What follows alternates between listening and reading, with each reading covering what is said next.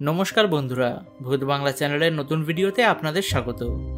বন্ধুরা, কিছুদিন আগেই আমি এই চ্যানেলে একটা কমিউনিটি পোস্ট শেয়ার করেছিলাম, যেখানে আমি আপনাদের বলেছিলাম যে ডিজনি প্লাস হটস্টার কিংবা হইচইয়ের মধ্যে যে কোনো একটা ওটিটি প্ল্যাটফর্মের 1 ইয়ার সাবস্ক্রিপশন আপনাদের মধ্যে একজন লাকি উইনারকে গিভঅ্যাওয়ে করা হবে।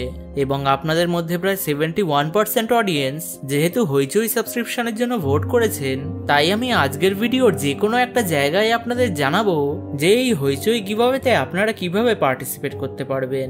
তাই ভিডিওটিকে একটু স্কিপ না করে ভিডিওটি সম্পূর্ণ দেখতে থাকুন, না হলে এই গিভঅ্যাওয়েতে পার্টিসিপেট করার চান্স আপনারা মিস করে ফেলতে পারেন। আর হ্যাঁ, যারা হটস্টারের সাবস্ক্রিপশন নেওয়ার জন্য ভোট করেছিলেন তাদেরও দুঃখ পাওয়ার কোনো ব্যাপার নেই, কারণ আপনারা আমার ভিডিওগুলোতে এরকমই ভালো ভালো রেসপন্স দিয়ে চ্যানেলটিকে গ্রো করতে সাহায্য করলে ভবিষ্যতে আমি এর থেকেও ভালো ভালো গিভঅ্যাওয়ে আপনাদের জন্য নিয়ে আসব, যেখানে হয়তো একসাথে 4-5 জন এমনকি 10 জনকেও গিভঅ্যাওয়ে করা হতে পারে। যাই হোক, আজকের ভিডিওতে আমি রাহুল সাদাসিবানের ডিরেক্ট করা রিসেন্টলি রিলিজ হওয়া dark fantasy horror thriller Malayalam film ব্রহ্মযুগমের প্রথম হাফের স্টোরি সম্বন্ধে আপনাদের জানাবো, এবং এই ভিডিওটি সেকেন্ড পার্টে আমি আপনাদের গিভঅ্যাওয়ে উইনারের নাম জানাবো, যেটা খুব শীঘ্রই চ্যানেলে আসতে চলেছে। ভিডিওটি শুরু করার আগে আমি আপনাদের জানিয়ে রাখি যে এই মুভিটিকে সম্পূর্ণ ব্ল্যাক এন্ড হোয়াইট পিকচারে তৈরি করা হয়েছে, তাই অবভিয়াসলি এক্সপ্লেনেশনের সময় দেখানো ছবিগুলোতেও আপনারা কোনো কালার্স দেখতে পাবেন না। তাহলে আসুন আর বেশি দেরি না করে আজকের ভিডিওটি শুরু করা যাক।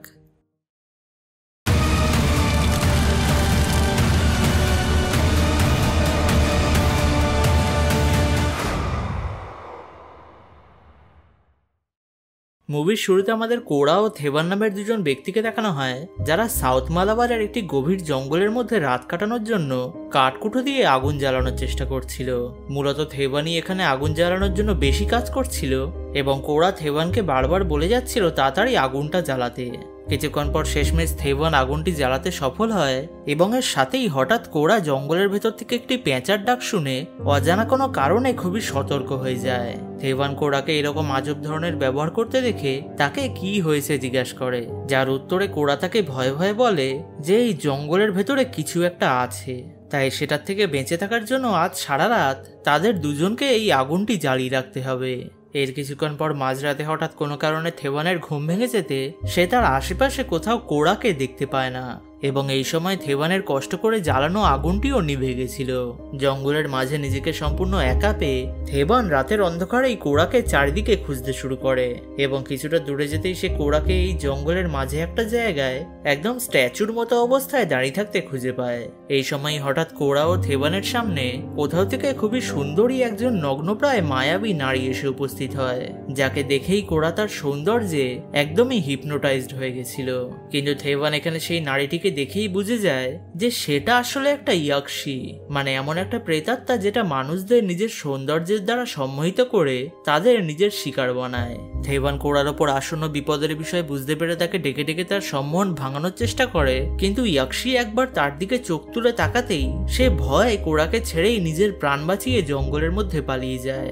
এরপর ইয়াকশি কোরাকে সম্মোহিত করে নিজের সাথে জঙ্গলে নিয়ে চলে যায়, এবং যখনই কোরা ইয়াকশির একটু কাছে আসার চেষ্টা করে, ইয়াকশি তার ঘাড়ে কামড়ে ধরে তার রক্ত খেতে শুরু করে দেয়, যার সাথেই কোরার জীবনকাল সমাপ্ত হয়ে যায়। অন্যদিকে থেবান পালিয়ে পালিয়ে সকালবেলা একটা বিশাল ঝর্ণার কাছে গিয়ে পৌঁছায়, যেখানে জোয়ারের জন্য এখন প্রচুর স্রোত ছিল, এবং প্রথম থেকেই কোরা ও থেবান এই নদীটিকেই কোনোভাবে পার করার জন্য প্রস্তুত হচ্ছিল, যার কারণ আমরা গল্পের কিছুটা পরে জানতে পারবো। ওয়েল নদীর কোনো একটা কম চওড়া ও কম স্রোতালা জায়গা খুঁজে নদীটি পার করার জন্য থেবান নদী বরাবর জঙ্গলের মধ্যে চলতে শুরু করে, কিন্তু কিছুক্ষণের মধ্যেই থেবান জঙ্গলের ভেতর নিজের রাস্তা হারিয়ে ফেলে, এবং সেই জঙ্গলের মধ্যেকার একটা বিশাল ম্যানশনে এসে উপস্থিত হয়। অনেকক্ষণ ধরে কিছু না খেয়ে থাকার ফলে থেবান কিছু না ভেবেই ম্যানশনের রান্নাঘরে রাখা একটি নারকেল নিয়ে খেতে শুরু করে, এবং তখনই রান্নাঘরের ভেতরে বসে থাকা একজন কুক থেবানকে হাতে নাতে ধরে ফেলে তাকে কথা শোনাতে শুরু করে। বাইরে থেকে এই কোলাহলের আওয়াজ শুনে বাড়ির মালিক কোডুমান পট্টি এখানে এসে উপস্থিত হয়, যে একজন ব্রাহ্মণ মানে উঁচু জাতের মানুষ ছিল, এবং কোডুমান পট্টির জিজ্ঞাসা করায় থেবান তাকে বলে যে সে একজন পানান মানে রাজা মহারাজাদের জন্য গান গাওয়ার লোক ছিল, যে নিজের কাজ ছেড়ে বাড়িতে তার অসুস্থ মায়ের সাথে দেখা করতে যাওয়ার জন্য এই জঙ্গলে এসে উপস্থিত হয়েছিল এখানকার নদীটি পার করে ওপারে পালিয়ে যেতে। কিন্তু জঙ্গলের ভেতর চলতে চলতে সে নিজের রাস্তা হারিয়ে ফেলে, এবং ঘুরতে ঘুরতে শেষমেশ সেই ম্যানশনে এসে উপস্থিত হয়। কোডুমান পট্টি এখানে থেভানের বানান হবার কথা শুনে তাকে এক্ষুনি একটা গান শোনাতে বলে, যার পর থেভানের গান শুনে পট্টি খুবই সন্তুষ্ট হয়ে তাকে এই ম্যানশনেই থাকা ও খাওয়ার জন্য আমন্ত্রণ করে। কিন্তু এত ভালো একটা অফার পেয়েও থেভান এই অফার রিজেক্ট করে দেয়, কারণ তাকে যত তাড়াতাড়ি সম্ভব নদীটি পার করে তার গ্রামে গিয়ে পৌঁছাতে হতো। তবে থেভানের এই কথা শুনে কোডুমান পট্টি একটু অসন্তুষ্ট হয় এবং সে কুককে দিয়ে বলিয়ে দেয় যে কোডুমান পট্টি যখন তাকে এত ভালো কিছু একটা অফার দিচ্ছে তখন সেটাকে রিজেক্ট করাটা তার অপমান করারই সমান হবে। আর যেহেতু কোডুমান থেভানের থেকে উঁচু জাতের মানুষ ছিল, তাই সে সংকোচ করা সত্ত্বেও কোডুমানের এই অফারটি অ্যাকসেপ্ট করতে বাধ্য হয়। এরপর কুক থেভানকে তার ঘরে পৌঁছে দিয়ে আসার সময় থেভান বাড়ির অ্যাটিক থেকে আজব ধরনের কিছু আওয়াজ শুনতে পায়, যেটা লক্ষ্য করে কুক তাকে বলে যে এই ম্যানশনে অনেকগুলো রুম আছে যেগুলো অনেকদিন ধরে বন্ধ হয়ে পড়ে আছে, তাই ম্যানশনে মাঝে মধ্যে কিছু আজব ধরনের আওয়াজ শোনা যেতে পারে। এবং কুক এখানে থেভানকে সোজাসুজি একটা ওয়ার্নিং দিয়ে দেয় যে সে যেন কোনো সময় ম্যানশনের দক্ষিণ দিকের ঘরে না যায়। সেদিন রাতে থেভানের গান শোনার পর কোডুমান তাকে খাওয়ার জন্য কিছু সামগ্রী দেয়, যেটার জন্য খুশি হয়ে থেভান ভগবানকে ধন্যবাদ জানায় তাকে এত সুন্দর খাবার প্রদান করার জন্য। কিন্তু কোডুমান থেভানের এই কথা শুনে একদমই অপ্রসন্ন হয়ে গিয়ে তাকে বলে যে ভগবান নয়, কোডুমান তাকে এই খাবার প্রদান করেছে। তবে থেভান তাকে ধন্যবাদ জানানোর বদলে ভগবানকে কেন এই খাবারের জন্য ধন্যবাদ জানাচ্ছে, এবং এইসব কথা থেভানের একটু আজব বলে মনে হলেও সে এতে বিশেষ কোনো মন দেয় না। অন্যদিকে আবার আমরা কুককে দেখতে পাই যে দক্ষিণ দিকের সেই বন্ধ ঘরে কাউকে একটা খাবার দিতে যায়, এবং এখানে হওয়া কিছু আওয়াজ শুনে আমরা বুঝতে পারি যে এই জায়গাটিতে সেই মানুষটিকে কিংবা সেই প্রাণীটিকে চেইনস দিয়ে বেঁধে রাখা হয়েছে। গভীর রাতে থেভান ঘুম থেকে উঠে বাথরুম করার জন্য বাড়ি থেকে একটু দূরে যেতে তার চোখ হঠাৎ জঙ্গলের মধ্যে থাকা 4টি একদম রিসেন্ট বন্ধ করা কবরের উপর পড়ে, যেটা থেকে থেভান একদম ভয় পেয়ে গিয়ে তাড়াতাড়ি আবার ম্যানশনে ফেরত চলে আসে। এখানে ফেরত আসতেই থেভান আবার ম্যানশনের অ্যাটিক থেকে কিছু আওয়াজ শুনতে পায়, যার জন্য কিউরিওসিটিতে সেই রাতের অন্ধকারে লুকিয়ে লুকিয়ে ম্যানশনের দক্ষিণ দিকের সেই ঘরটিতে গিয়ে উপস্থিত হয়। কিন্তু এই ঘরের চারিদিকে কারোর শিকল পরে হাঁটার আওয়াজ শুনে থেভান প্রচন্ড ভয় পেয়ে যায় এবং তাড়াতাড়ি করে এখান থেকে পালিয়ে যায়। পরদিন সকালে কোডুমান পট্টি পাশা খেলার সময় থেভান তার সামনে এসে উপস্থিত হতে সে থেভানকে তার সাথে এই খেলায় যোগ দেওয়ার জন্য আমন্ত্রণ করে। কিন্তু থেভান তার কথা শুনে এই খেলায় যোগ দিতেই কোডুমান তাকে বলে যে এই খেলা শুরু করার আগে দুই পক্ষকেই নিজেদের কিছু না কিছু ভ্যালুয়েবল জিনিস বেট হিসাবে রাখতে হয়, যেটা খেলাটিকে আরো বেশি মজাদার করে তোলে। এই কথা শুনে থেভান একটু চিন্তিত হয়ে কোডুমানকে বলে যে এই মুহূর্তে তো তার কাছে এমন কিছুই নেই যেটা সে বেট হিসাবে লাগাতে পারে, যার উত্তরে কোডুমান তাকে বলে যে তার কাছে সবসময় খুব মূল্যবান একটা জিনিস ছিল এবং এখনো আছে, যেটা হলো তার সময়। তাই সে নিজের সময়টিকেই এই খেলাতে বেট হিসেবে লাগাতে পারে। মানে যদি কোডুমান এই খেলায় জিতে যায় তবে থেভানকে তার পুরো জীবন সময় কোডুমানের সাথে এই গায়ক হিসেবে কাটাতে হবে।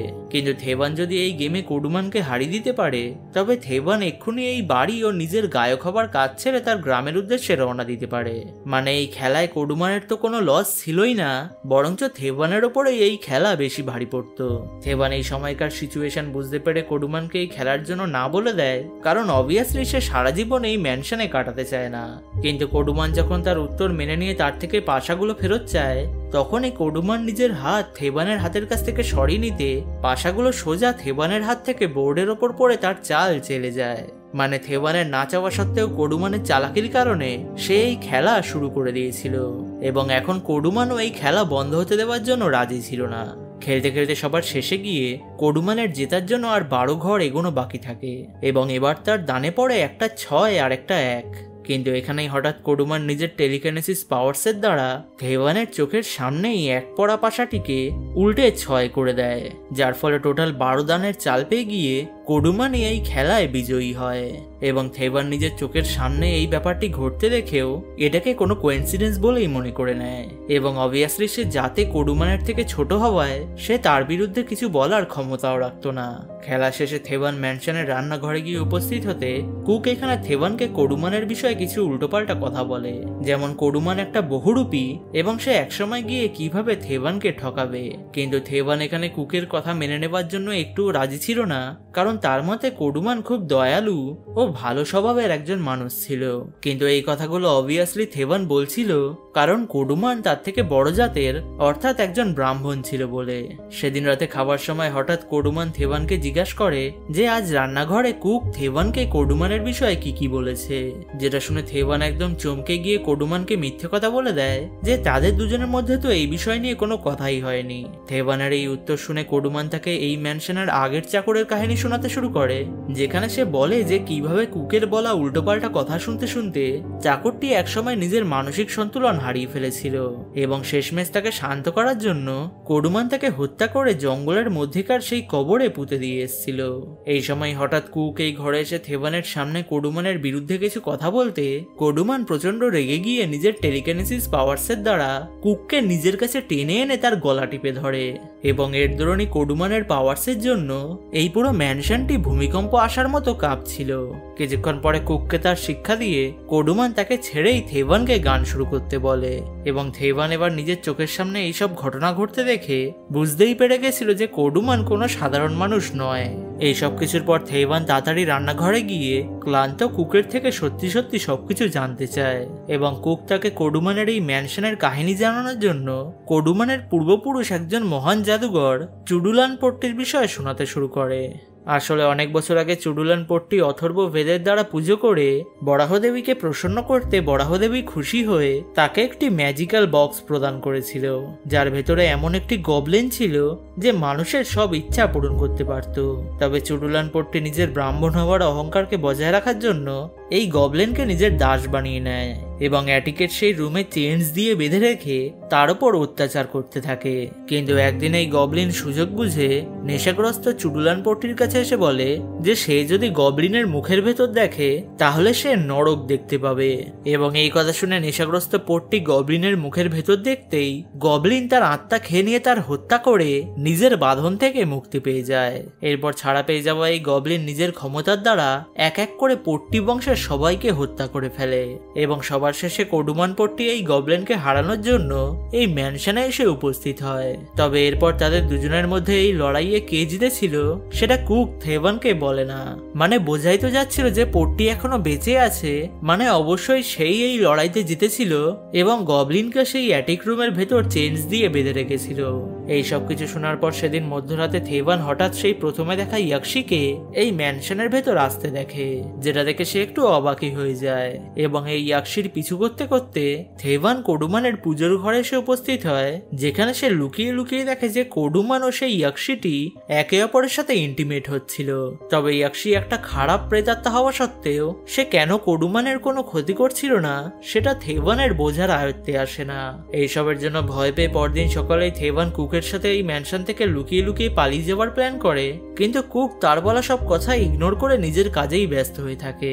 এরপর আর কোনো উপায় না থাকায় থেভান একা একাই এখান থেকে পালানোর জন্য নিজের জিনিসপত্র গোছাতে শুরু করে, কিন্তু তখনই হঠাৎ আউট অফ নোওয়্যার কোডুমান তার সামনে এসে উপস্থিত হয়ে যায়। কোডুমানকে দেখে থেভান একটু ভয় পেয়ে গেলেও সে নিজেকে সামলে সাহস করে কোডুমানকে বলে দেয় যে সে এখান থেকে যেতে চায় এবং কোডুমান থেভানের বলাই কথা শুনে তাকে এখান থেকে যাওয়ার অনুমতি দিয়ে দিলেও বাইরে একদম তীব্র রোদ থাকা সত্ত্বেও সে থেভানকে বলে যে এই বৃষ্টি না থামা অবধি সেখান থেকে যাবে কি করে। কোডুমানের এই কথা শুনে থেভান বাইরের দিকে তাকিয়ে একটু অবাক হয়, কারণ এখন তো বাইরে এক ফোঁটাও বৃষ্টির চিহ্ন কিংবা বৃষ্টি আসার আশঙ্কাও ছিল না। তবে এর কিছু সেকেন্ড পরই হঠাৎ বাইরের আবহাওয়া সম্পূর্ণভাবে বদলাতে শুরু করে এবং আকাশে মেঘ করে এসে মুষলধারে বৃষ্টি হতে শুরু হয়, যেটা খুবই আজব একটা ব্যাপার ছিল। মানে মনে হচ্ছিল যেন কোডুমানি নিজের ম্যাজিক্যাল পাওয়ার্সের দ্বারা তীব্র রোদের ওয়েদারেও মুষলধারে বৃষ্টি নামিয়ে দিয়েছিল। এই বৃষ্টির কারণে থেভান সেদিনের জন্য ম্যানশন থেকে যেতে পারে না এবং রাতে খেতে বসার সময় কোডুমান এসে তাকে বলে যে আগেরবার যখন এই বাড়িতে একজন নর্তক কোডুমানের চাকর হয়ে থাকছিল তখন একবার এরকমই বৃষ্টি 3 বছর ধরে সমানে চলে গেছিল, যার পরে বৃষ্টির কারণে সেই নর্তক পাগলের মতো হয়ে গিয়ে নিজের কাজ অর্থাৎ নাচ করা বন্ধ করে দেয় এবং শেষমেশ কোডুমান তাকে শান্ত করার জন্য তার হত্যা করতে বাধ্য হয়। কারণ কোডুমান সবসময় নিজের একটা ধারণা মেনে চলতো, যেটা হলো একজন নর্তক যদি নাচা বন্ধ করে দেয় এবং একজন গায়ক যদি গান গাওয়া বন্ধ করে দেয় তাহলে তারা আর কোনো কাজের না থেকে শুধু পৃথিবীতে বোঝা হয়ে থেকে যায়।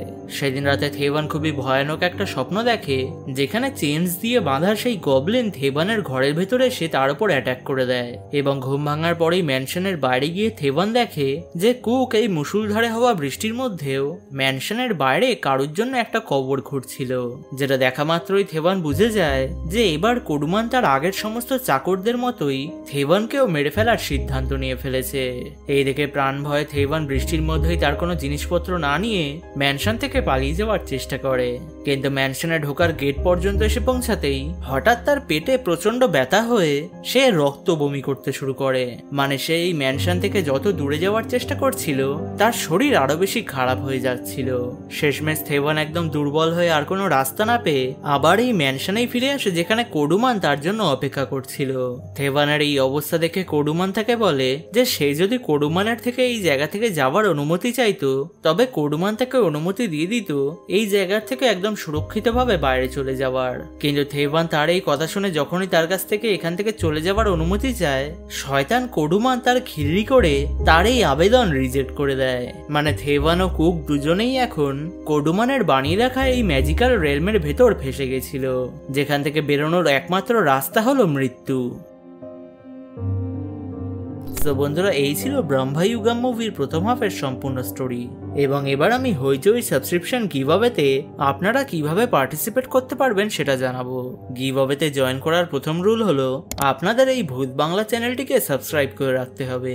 সেকেন্ড রুল হলো আজকের এই ভিডিওটিতে আপনার কমেন্ট প্রথম 50টি কমেন্টের মধ্যে থাকতে হবে, কারণ সেই 50 জনের মধ্যে যে কোনো একজন লাকি উইনারকে আমি গিভঅ্যাওয়ের জন্য সিলেক্ট করব।